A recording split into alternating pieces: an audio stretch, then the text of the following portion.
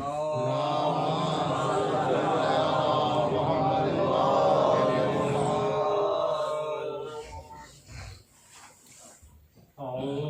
بالله من الشيطان الرجيم. بسم الله الرحمن الرحيم. الحمد لله رب العالمين، والصلاة والسلام على أشرف الأنبياء والمرسلين، ملقب بطه وياسين، محبوب رب المشرقين ورب المغربين،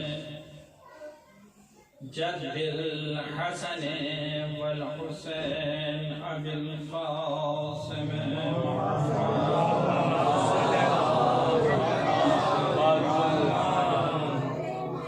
وآله الطيبين الطاهرين المعصومين المظلومين، ولعنة الله على أعدائهم أجمعين، من الآن إلى قيام يوم الدين. أما بعد، فقد قال رسول الله صلى الله عليه وآله وسلم: فاطمة بضعة مني، فمن آذاها آذاني، آذاني آذاني الله. صلوات اللهم صل على محمد.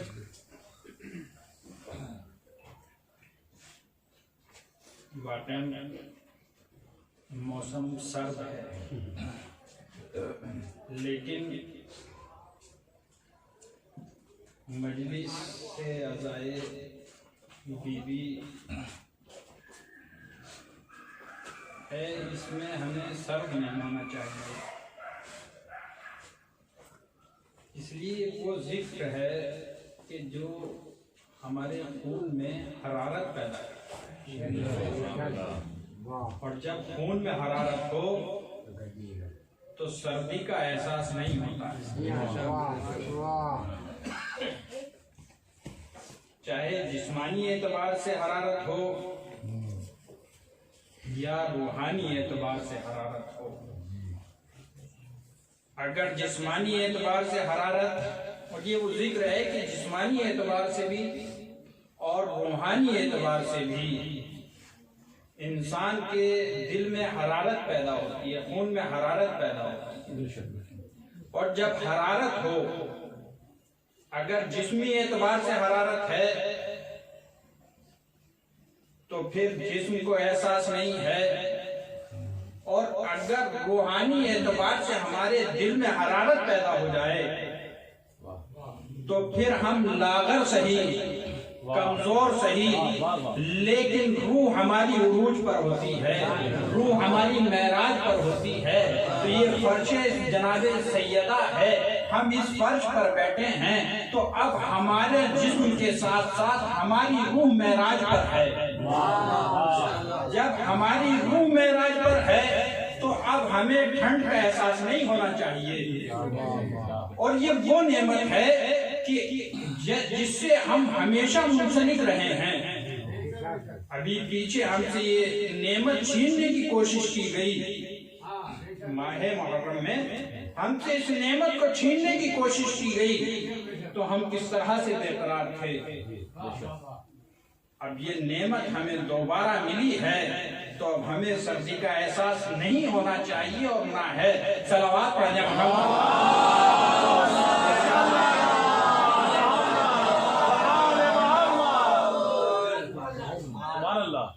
جس حدیث کو میں نے عنوان قرار دیا، اس مشہور و معروف حدیث اور متفق علیہ حدیث ہے اتنی متفق علیہ حدیث ہے کہ شیعوں کے یہاں بھی اور برادران اہل سنت کے یہاں بھی، اور برادران اہل سنت کے یہاں بھی ایک عالم گزرے ہیں فخر الدین رازی، جن کو امام المشککین کہا جاتا ہے، شک کرنے والوں کے امام۔ انہوں نے کوئی چیز نہیں چھوڑی جس میں شک نہ کیا ہو، آیت ہو، تفسیر ہو یا حدیث ہو، اس لیے انہیں امام کا لقب ملا، امام المشککین۔ انہوں نے بھی اس حدیث کو صحیح قرار دیا، وہ اس میں شک نہ کر سکتے۔ تو اتنی معتبر حدیث کہ فاطمہ میرا جز ہے، جس نے اس کو اذیت دی اس نے مجھے اذیت دی، اور جس نے مجھے اذیت دی اس نے خدا کو اذیت دی۔ یہ اس کا مختصر سا ترجمہ۔ ہمارے یہاں اس کا ترجمہ دل کا ٹکڑا بھی کیا جاتا ہے، پارے جگر بھی کیا جاتا ہے، مختلف طریقے سے علماء نے اس کا ترجمہ کیا ہے۔ فاطمہ بضعۃ منی، فاطمہ میرا پارے جگر ہے، فاطمہ میرا ٹکڑا ہے۔ نہیں، یہاں یہ نہیں، نہ جگر کا لفظ آیا ہے نہ ٹکڑے کا لفظ آیا ہے، لفظ آیا ہے جز۔ فاطمہ میرا جز ہے، فاطمہ میرا جز ہے۔ اب اگر رسول خاتم اگر رسول محمد رسول ہے تو فاطمہ رسالت کا جز ہے، اگر رسول رحمت للعالمین ہے تو فاطمہ جز رحمت للعالمین ہے۔ جس طریقے سے بھی دیکھیں گے، اگر رسول اسوہ حسنہ ہے تو فاطمہ اسوہ حسنہ کا جز ہے۔ جس طریقے سے بھی رسول کو دیکھیں گے اس طریقے سے فاطمہ رسول کا جز ہے۔ صلوات پڑھ دیں محمد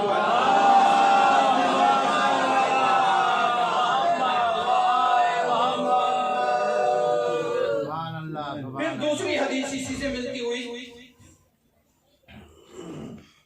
پانچویں امام حضرت امام محمد باقر علیہ السلام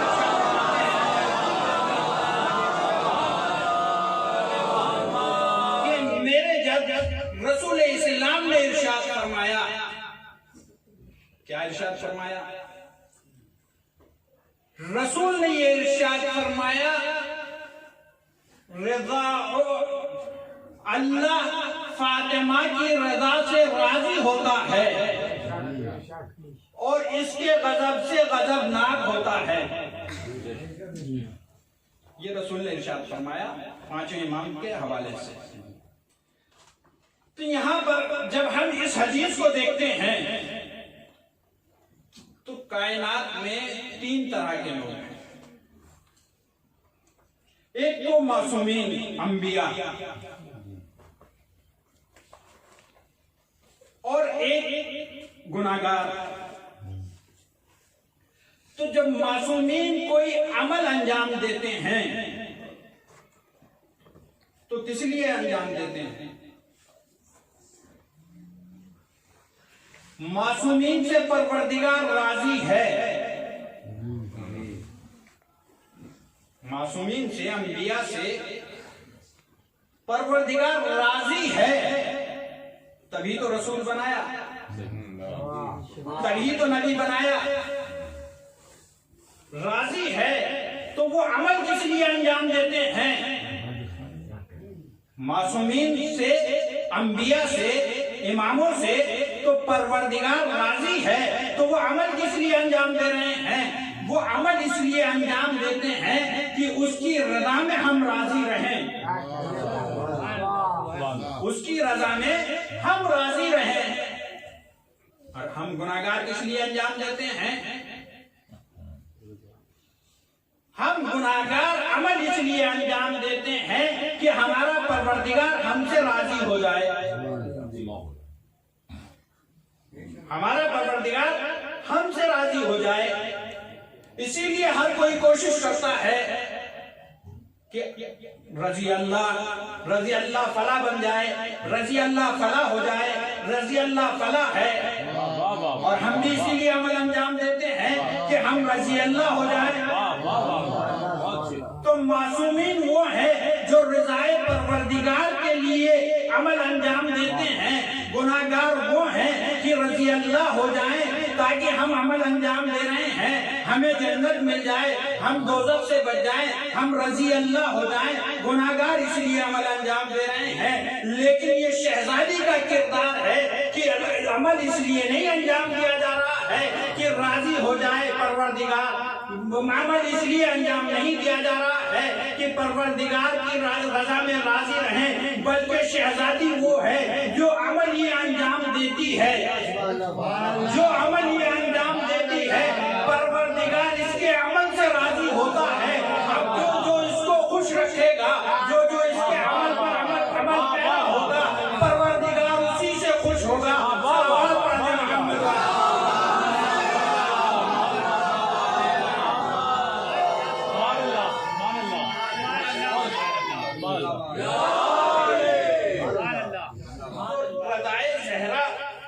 اصل ہے.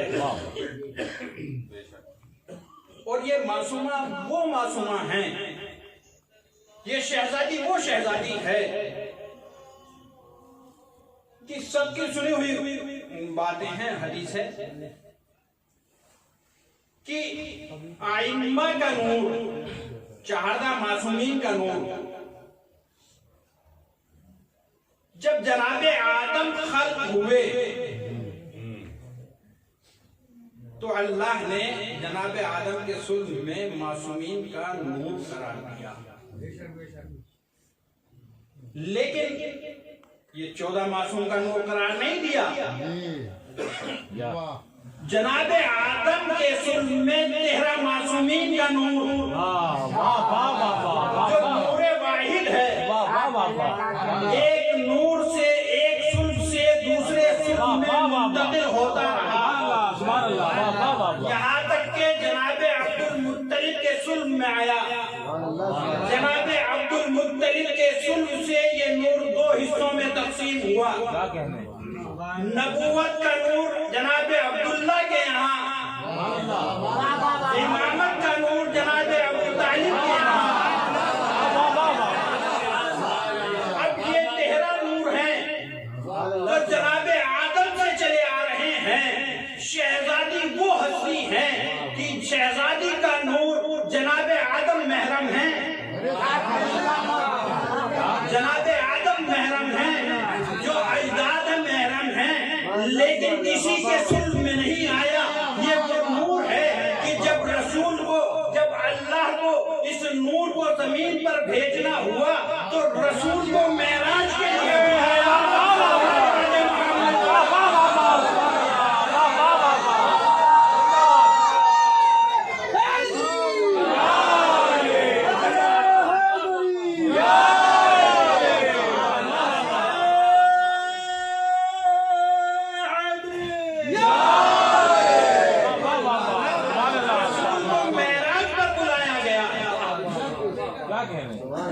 اس لیے بلایا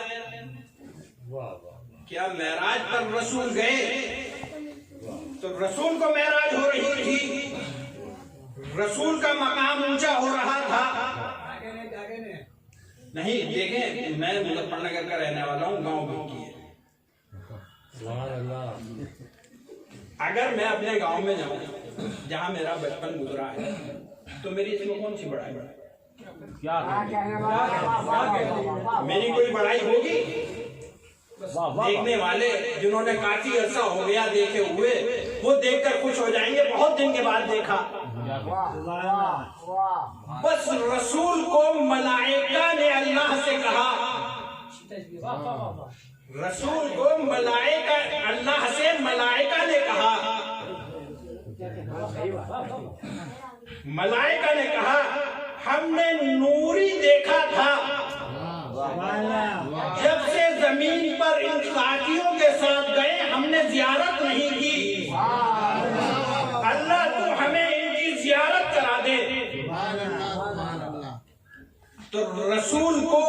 वतन बुलाया गया। अगर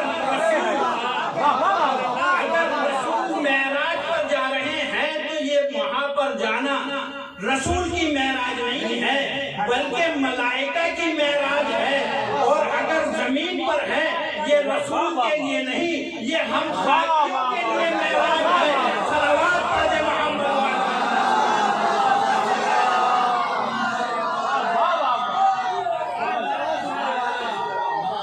हमारे लिए मेराज है कि वो नूरी होकर हम खाकियों के दरमियान आ गए, तो ये हमारी मेराज है।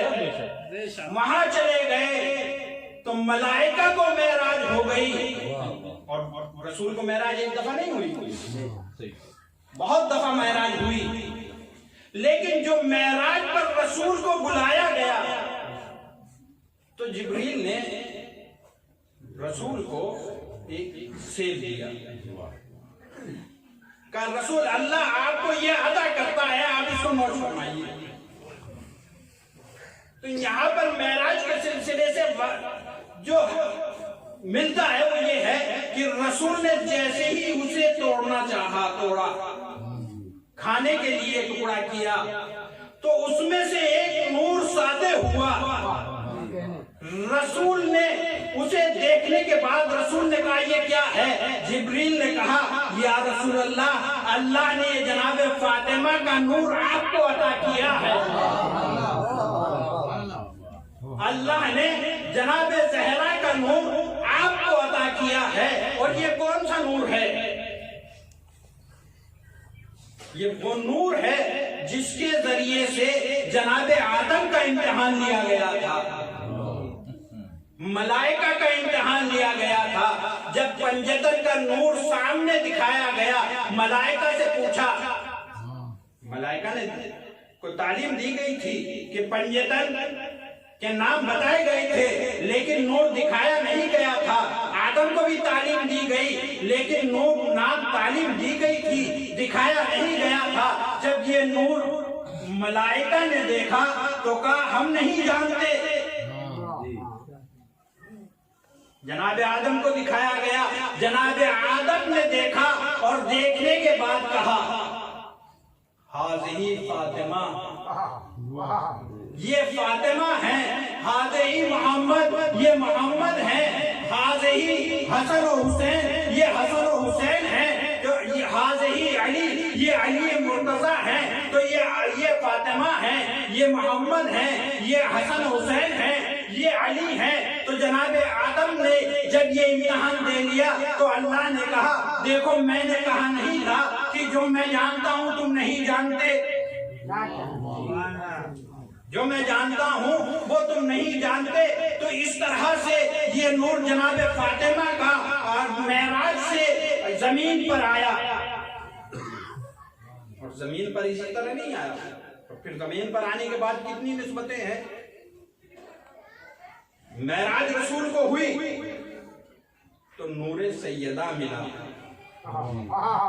मेराज रसूल को हुई तो नूरे सैयदा मिला। अब जमीन पर आने के बाद सैयदा से सबको क्या मिला? सैयदा कौन है? अगर सैयदा की निस्बत देखा जाए कुरान करीम में, हम सिद्दीका कहते हैं,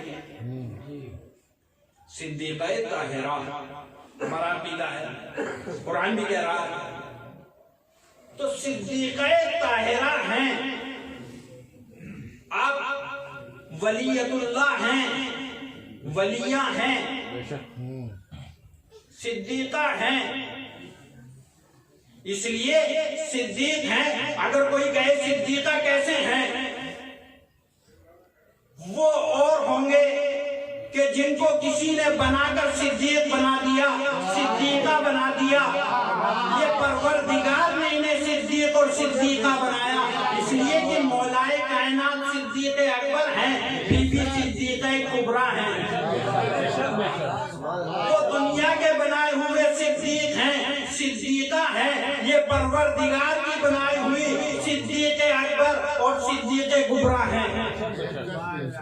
اگر کوئی دلیل پوچھے کیا ہے، کہا دلیل یہی ہے کہ آپ آئے معاہدہ پڑھ کر دیکھیں کہ کون معاہدے میں گیا جہاں جھوٹوں پر لعنت ہوئی تھی اور سچوں کو جانا تھا، بس وہاں جو گیا وہی صدیق ہے، وہی صدیق اکبر ہے۔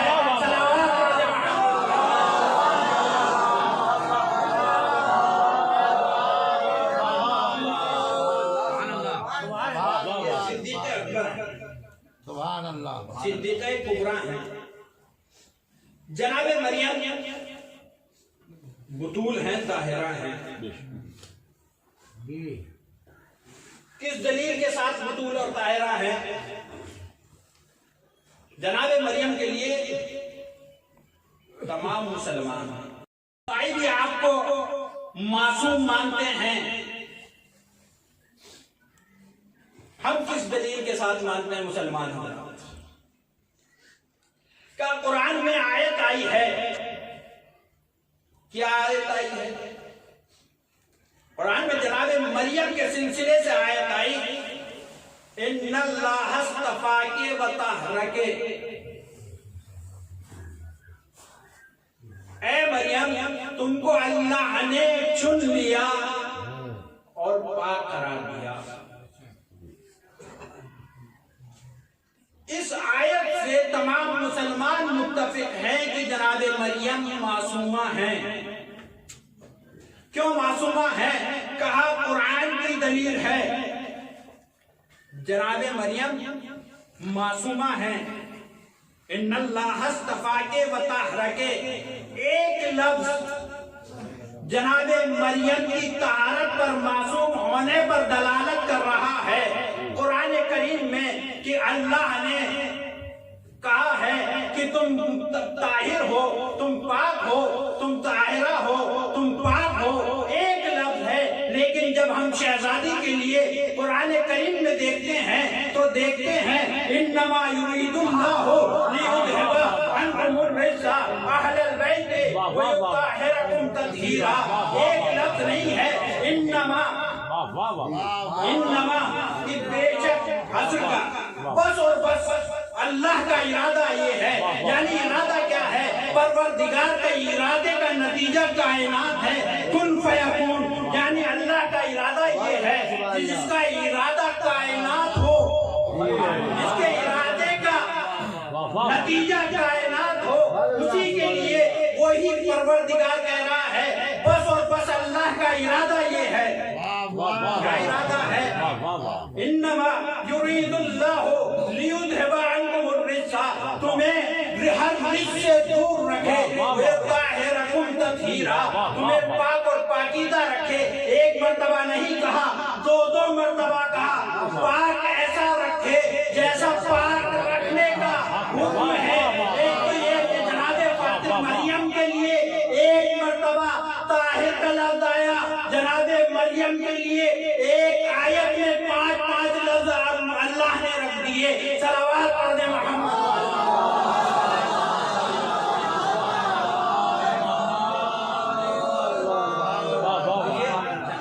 جناب زہرا کا اور اس کے علاوہ بہت سی آیات آپ کو قرآن میں مل جائیں گے، لیکن شہزادی کا مقام دیکھیے۔ لیکن پھر علامہ اقبال نے ایک شعر کہا، فارسی کا شعر ہے، یہ جناب مریم اور شہزادی کا مقایسہ کرتے ہوئے، حضرت مریم بیک نسبت عزیز،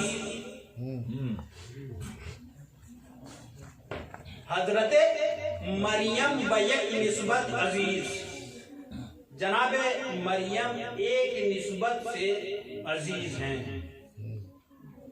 حضرت زہرا بسے نسبت عزیز، جناب زہرا 3 نسبتوں سے عزیز ہیں۔ پھر مفصل ان کی کلام ہے، تو یہاں پر جناب مریم ایک نسبت سے، وہ کیا نسبت ہے؟ کہا ایک نسبت یہ ہے کہ وہ جناب عیسیٰ جو معصوم ہیں، نبی اللہ ہیں، ان کی ماں ہیں۔ جناب عیسیٰ نبی اللہ ہیں، ان کی والدہ گرامی ہیں حضرت مریم بیک نسبت عزیز. یہ ان کی ایک نسبت ہے جس کی وجہ سے وہ اتنا بلند مقام رکھتی ہیں. حضرت زہرا بس نسبت عزیز، لیکن جناب زہرا 3 نسبتوں سے عزیز ہیں. وہ کیا ہیں کہ آپ رحمت للعالمین کی بیٹی ہیں، آپ رحمت للعالمین کی بیٹی ہیں، آپ امیر المومنین کی زوجہ ہیں، آپ حسنین کی مادر گرامی ہیں. اب یہاں یہ 3 نسبتیں ہیں، رحمت للعالمین، امیر المومنین اور حسنین علیہ السلام. تو تینوں کے لیے کیا ہے؟ تینوں کے لیے یہ ہے کہ رحمت للعالمین رسول ہیں، امیر المومنین کل ایمان ہیں، حسنین علیہ السلام جوانان جنت کے سردار ہیں. تو رحمت للعالمین رسول ہیں، ان کی بیٹی ہیں. رحمت للعالمین کی جو رحمت ہو اسے زہرا کہتے ہیں. رحمت للعالمین کے لیے رحمت ہو اسے زہرا کہتے ہیں. یعنی یہ وہ بیٹی ہے جو رحمت للعالمین کے لیے بھی رحمت ہے.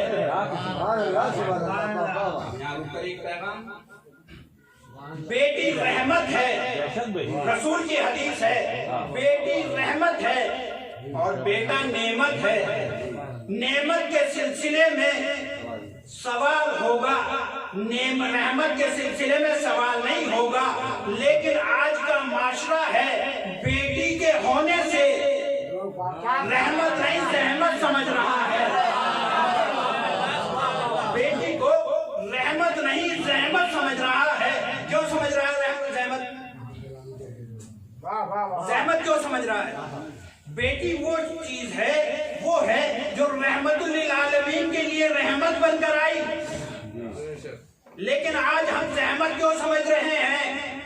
اگر ہم رسول کے راستے پر چلے ہوتے تو رحمت ہوتی. اگر ہم نے رسول کی طرح تربیت کی ہوتی تو رحمت ہوتی. لیکن ہم رسول کے راستے سے ہٹ کر چلے تو زحمت بن گئی. کس طرح سے زحمت بنی؟ صلوات پڑھیں.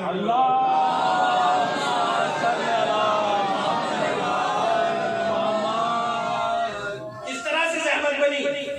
اس لیے کہ رسول نے جو راستہ بتایا تھا، جو تربیت بتائی تھی، جو طریقہ بتایا تھا، ہم نے اس راستے کو چھوڑ دیا تو ہمیں زحمت لگنے لگی. اس لیے رسول نے خود رحمت للعالمین کے لیے جو رحمت تھی، جب اس کی شادی کا موقع آیا تو شادی کر کر بتایا کہ رحمت کی کس طرح سے شادی ہوتی ہے. ہم نے کیا کیا؟ جو 10,000 میں 20,000 میں شادی ہو سکتی تھی، ہم نے اسے لاکھوں میں پہنچا دیا. مہر جو دینا واجب تھا ہم نے اسے ترک کر دیا. خواہش تو ہمیں سب کو ہوتی ہے، جہیز کی خواہش سب کو ہوتی ہے کہ ہمیں فلاں چیز مل جائے، فلاں مل جائے، موٹر سائیکل مل جائے، اور ذرا پڑھ لکھ لیے تو چوپیہ مل جائے، اور کچھ پڑھ لکھ لیے تو فلائٹ بھی مل جائے، فلاں چیز مل جائے. یہ خواہش سب کو ہے، اچھی خواہش ہے، ہونی چاہیے، خواہش رکھیں آپ. لیکن جو رسول نے طریقہ بتایا جہیز لینے کا، اس طریقے سے جہیز لیں. چاہے آپ جہاز لے لیں،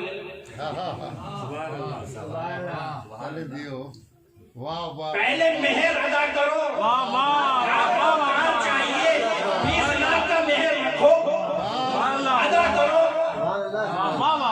آپ کو فلیٹ چاہیے 50 لاکھ کا مہر رکھ کر ادا کرو. اور پھر آپ کا حق نہیں ہوگا، اس لیے کہ جہیز مخصوص لڑکی سے، اس پہ بھی لڑکی کا حق ہوگا. رسول نے جب زہرا کی شادی کی تو مولا کو بلایا اور کہا تمہارے پاس مہر کے لیے کیا ہے؟ کہا کہا دنیاوی اعتبار سے میرے پاس 3 چیزیں ہیں، ایک تلوار ہے، ایک گھوڑا ہے اور ایک زیرہ ہے۔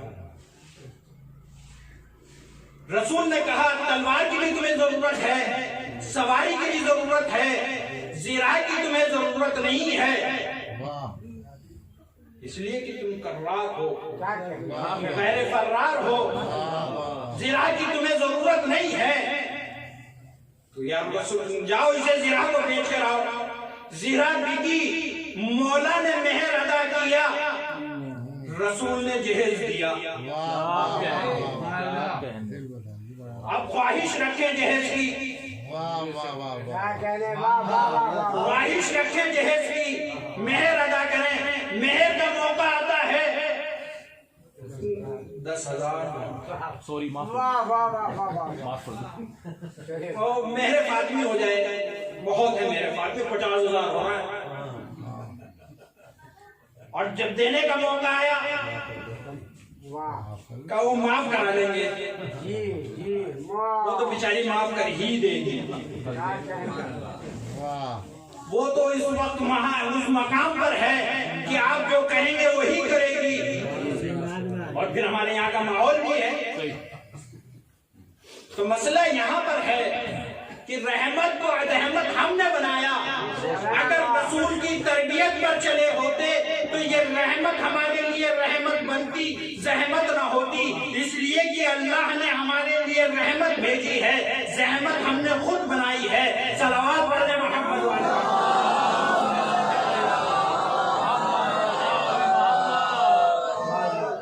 یہ رحمت للعالمین کی رحمت۔ مولا امیر المومنین ہے کل ایمان، اس لیے جنگ خندق میں رسول نے کیا ارشاد فرمایا مولا کے لیے؟ رسول نے ارشاد فرمایا کہ آج کل ایمان کل کفر کے مقابلے میں جا رہا ہے، تو مولا امیر المومنین ہوئے کل ایمان۔ اب رسول کی دوسری حدیث، من تزوج فقد احرز نصف دینہ، بے شک بے شک، جس نے ظاہر بھائی بتاؤ، فمن تزوج فقد احرز نصف دینہ، جس نے شادی کی اس کا نصف دین مکمل ہو گیا۔ علی ہے کل ایمان، مولا ہے کل ایمان، کل ایمان کا نصف ایمان زہرا۔ صلوات پڑھیں محمد۔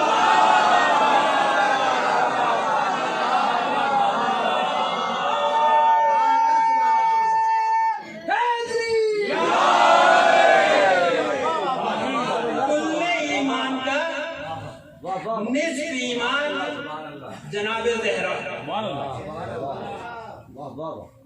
رسول نے ارشاد فرمایا، متفق علیہ حدیث، الحسن والحسین سیدہ شباب اہل الجنہ، حسن اور حسین سیدہ جوانان جنت کے سردار ہیں، سردار ہیں۔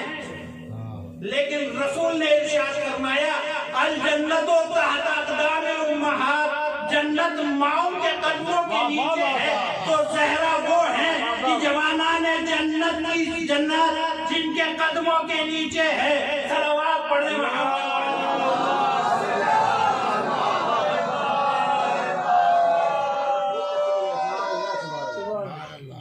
زہرا کا مقام ہے۔ جب زہرا کا مقام یہ ہے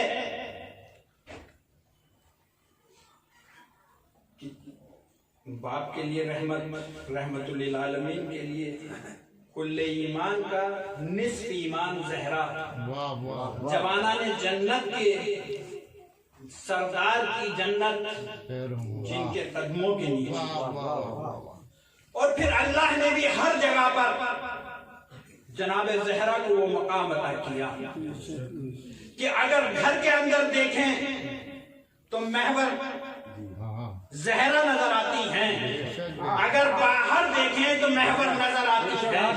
آپ حدیث قصہ پڑھیں، کل ہی آپ نے سنا تھا، جبریل پوچھ رہے ہیں معبود اس چادر کے نیچے کون ہے؟ کہا ہم فاطمہ و ابوہا و بالوہا و بنوہا۔ گھر کے اندر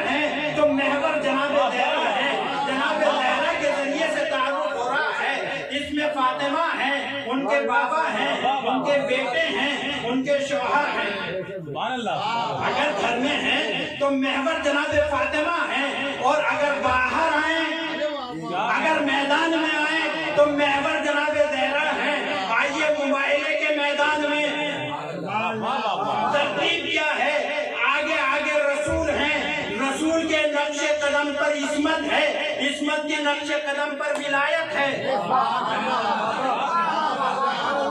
رسول کے نقش قدم پر ولایت ہے، یعنی آگے آگے رسالت ہے، پیچھے عصمت اور طہارت ہے، اس کے پیچھے پیچھے ولایت ہے، یا یہ کہا جائے رسالت کے نقش قدم پر عصمت ہے، عصمت کے نقش قدم پر امامت ہے۔ صلوات پڑھتے محمد۔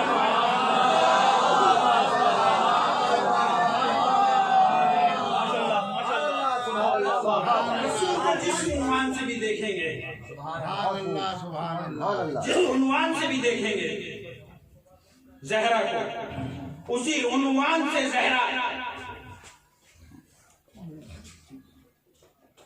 محور نظر آئیں گے۔ لیکن گھر میں دیکھیں، اس لیے اور پھر عجب بات ہے جناب زہرا کی کہ جب مباہلے میں گئی ہیں، پنجدن پاک مباہلے میں گئے تو مباہلہ ایسے نہیں ہو گیا۔ پہلے نجران کے علماء آئے، رسول سے مناظرہ کیا، بحثیں ہوئیں، پھر آیت نازل ہوئی کہ اگر تمہاری دلیلوں کو نہیں مانتے تو ان سے مباہلہ کیا۔ فمن حاجك فيه من بعد ما جاءك من العلم فقل تعالوا ندعو أبناءنا وأبناءكم ونساءنا ونساءكم وأنفسنا وأنفسكم ثم نبتهل فنجعل لعنة الله على الكاذبين۔ مناظرہ کرنے آئے تھے، مباہلے کے لیے نہیں آئے تھے۔ رسول قرآن نے چیلنج دیا تو ایک دم مناظرہ کرنے کے لیے بیٹھ گئے، ایسے ہی نہیں بیٹھے ہاں ہم مناظرے کے لیے تیار ہیں، کل کو آ جائیں۔ نہیں، نجران واپس گئے، تاریخ معین کرنے کے بعد نجران واپس گئے، وہاں جا کر مشورہ ہوا، تمام علماء نجران کے بیٹھے، اور بیٹھنے کے بعد کہا مباہلہ کس طرح سے ہو، کس طرح سے کیا جائے۔ کہا دیکھو اگر رسول، علماء نے یہ مشورہ دیا کہ اگر رسول اپنی امت کو لے آئے تو مباہلہ کر لینا، اور اگر اپنے اہل بیت کو لے کر آئے تو مباہلہ نہ کرنا۔ بس وہ تاریخ مقررہ پر آئے، رسول کو بھی دیکھا تھا، مولا کو بھی پہلے دیکھ چکے تھے، مولا رسول سے مناظرہ کر چکے تھے، مولا امیر المومنین خود پہنچانے والوں میں تھے رسول کی خدمت تک، تو مولا کو بھی دیکھ چکے تھے، رسول کو بھی دیکھ چکے تھے، اور امام حسن امام حسین کو بھی دیکھا ہوگا۔ نانا کے پاس امام حسن اور امام حسین کو بھی دیکھا ہوگا، لیکن بی بی پردے میں ہونے کے باوجود ایسا نور انہوں نے دیکھا، کہا ہم ایسے چہروں کو دیکھ رہے ہیں کہ اگر پہاڑوں کو اشارہ کر دیں تو پہاڑ اپنی جگہ سے ہٹتا ہوا نظر آئے۔ صلوات پڑھ دے محمد والے۔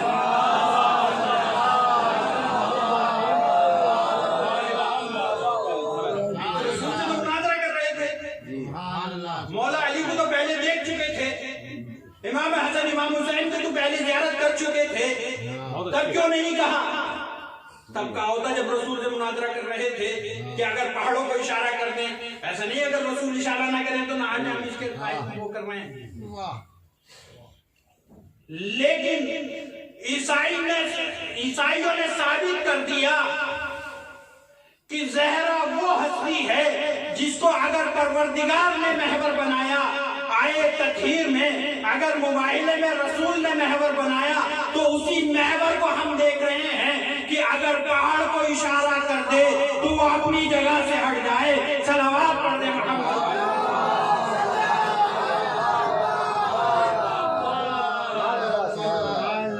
لیکن اسی بیوی کے لیے جس کے فضائل اس طرح سے ہیں، اس کو امت نے کیا دیا، اس کے ساتھ امت نے کیا کیا، امت نے کس طرح سے، اس لیے رسول کہہ رہے ہیں فاطمہ بذات منی، فاطمہ میرا جز ہے، فاطمہ کی رضا میں اللہ کی رضا ہے۔ جنہیں رسول جن کا تعارف کرا کر گئے، چوتھے امام زین العابدین علیہ السلام کہ رسول نے جس طرح سے اہل بیت کے لیے سفارش کی تھی کہ ان کو یاد رکھنا، ان کا خیال رکھنا، اگر رسول یہ نہ کہہ کر گئے ہوتے بلکہ یہ کہا ہوتا کہ اذیتیں دینا ہیں، تو اتنے مسائل تب ہم پر نہ پڑتے، تب ہم پر اتنے مسائل نہ پڑتے۔ شہزادی کا مقام جس حساب سے بھی دیکھیں، شہزادی وہ بیوی ہے کہ 28 سفر میں جب رسول کی رحلت ہوئی، یہ وہ در ہے جس در پر 6 مہینے تک رسول نے السلام علیکم یا اہل بیت النبوہ کہہ کر سلام کیا تاکہ لوگ اس در کی معرفت حاصل کر لیں۔ اس در پر جب رسول نے رحلت کی، رسول بستر پر ہیں، شہزادی کو آواز آتی ہے، کوئی رسول کو آواز دے رہا ہے۔ رسول نے پوچھا کون؟ ہم رسول سے ملنا چاہتے ہیں۔ رسول نے کہا، شہزادی نے کہا رسول اللہ آرام کر رہے ہیں۔ ایک مرتبہ رسول بیدار ہوئے، کہا بیٹا آپ اتنی غمگین کیوں ہیں؟ کہا بابا کوئی شخص ہے جو بار بار آپ سے ملنے کی خواہش کر رہا ہے، لیکن اس کی آواز سے اتنی دردناک ہے کہ میرے بدن میں لرزہ پیدا ہو رہا ہے۔ کہا بیٹی یہ تیرے در کا احترام ہے، بیٹا تیرے در کا احترام ہے، جس نے کسی نبی کی اسے اجازت نہ لی وہ یہ ملک الموت ہے جو تیرے در پر آ کر تیری وجہ سے اجازت مانگ رہا ہے۔ اس در کا مقام سمجھو۔ لیکن رسول کی رحلت کے بعد ابھی 75 دن، یہ رسول کی رحلت کو 3 دن گزرے ہیں کہ لوگ آگ اور لکڑیاں لے کر جمع ہو گئے۔ 3 یا 4 دن کے بعد آگ اور لکڑیاں لے کر جمع ہو گئے۔ کس طرح سے آگ اور لکڑیاں لے کر جمع ہوئے؟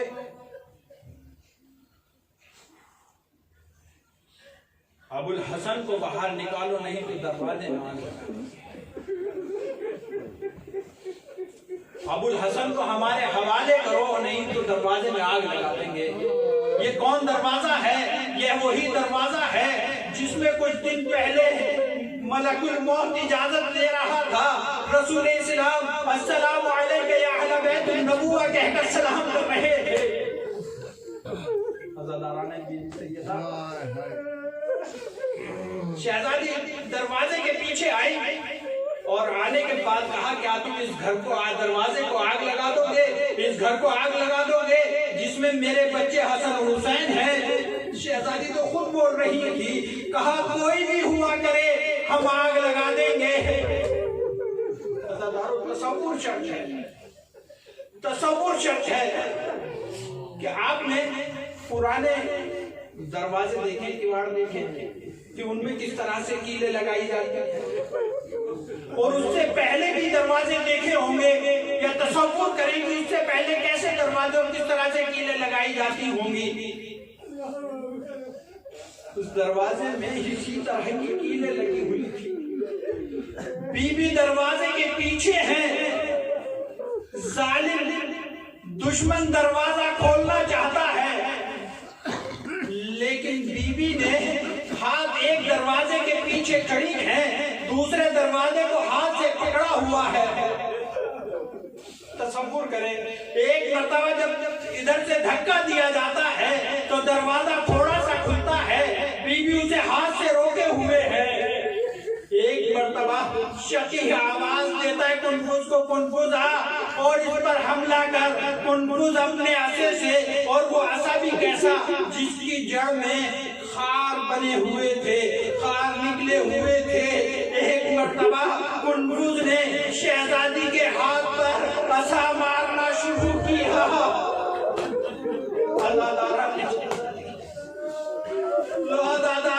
जब शहजादी ने दरवाजे को न छोड़ा तो दरवाजे में आग लगा दी गई। दरवाजे में आग लगी, शहजादी दरवाजे के पीछे है।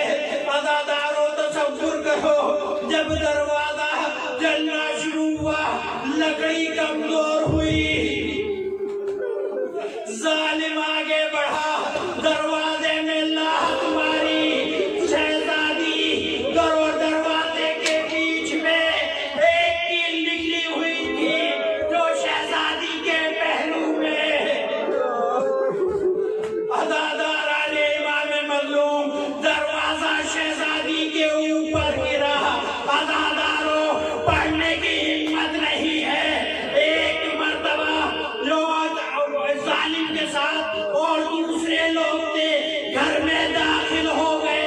शहजादी दरवाजे के नीचे, दरवाजे के ऊपर से जालिम गुजर गए। शहजादी ने आवाज दी, फिज़ा, फिज़ा, मेरी खबर लो। आगे मियानी कहते हैं।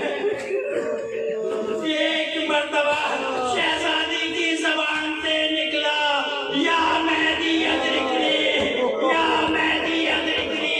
हम आज भी पुकार रहे हैं, मौला आइए, अपनी जद्दा का बदला लीजिए, इंतकाम लीजिए। आपको शहजादी ने उस वक्त भी याद किया था।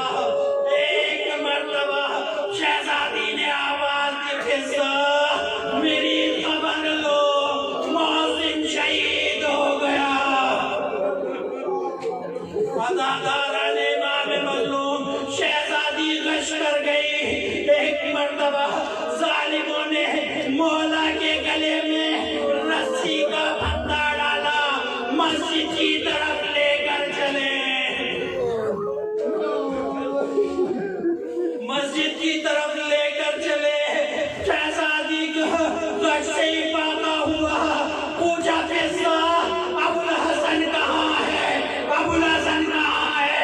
कहा शहजादी जालिम रस्सी का फंदा गले में डालकर मस्जिद की तरफ ले गए। शहजादी अपना कम भूली, चादर ओढ़ी, मस्जिद की तरफ गई। हल्लू अबुल हसन, अबुल हसन को छोड़ दो, नहीं तो बाल निकला दूंगी। ज़हरा का ये कहना था। अदादारा ने शहजादी ज़हरा का ये कहना था। एक मर्तबा मस्जिद नबवी की दीवारें बुलंद होना शुरू हुई, मस्जिद में लड़ना आना शुरू हुआ। अबुल हसन को तो छोड़ दिया, मैं कहूँगा बीबी आप करबला के मैदान में आइए। बीबी ज़ैनब है, जलते हुए खेमे हैं, एक खेमे से दूसरे खेमे में, दूसरे खेमे से तीसरे खेमे में, आखिर में खेमा बचा। इमाम ज़ैनुल आबिदीन का शाना हिलाया, बेटा ज़ैनुल आबिदीन, तुम इमाम वालों, बताओ जलकर मर जाएं या खेमे से बाहर निकले। इमाम ने कहा, उम्मी अम्मा, जान का बचाना वाजिब। ज़ैनब खेमे से बाहर निकली, अपने से ही बाहर निकली। जालिमों ने रिदा ज़ैनब के सर से